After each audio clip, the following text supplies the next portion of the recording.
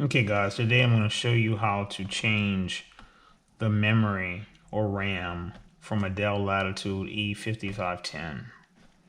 The first step you want to follow is to flip the laptop upside down and remove the battery. Pull this latch. Let me zoom in so you can see. Pull this latch and then pull out the battery. Move the battery to the side. The next thing we're going to do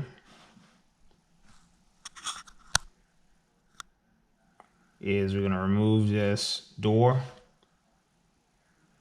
Let me zoom in so you can see. There's one screw in the middle. I'm going to remove this screw. Take the screw, put it to the side.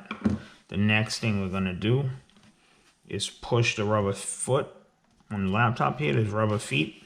You're going to push it forward, away from the laptop. You're going to remove the door, move that to the side. The next step is the memory.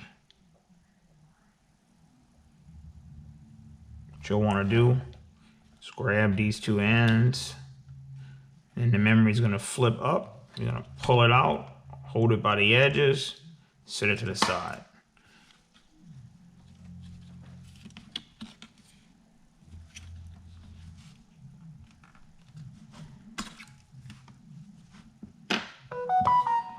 And there you go. That's how you remove memory.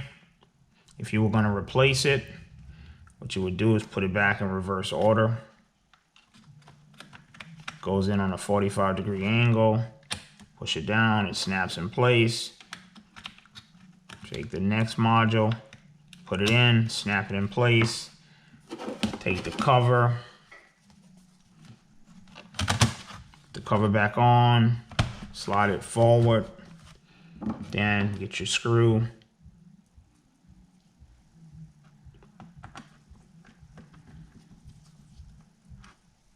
Next thing you'll want to do is reinsert your battery.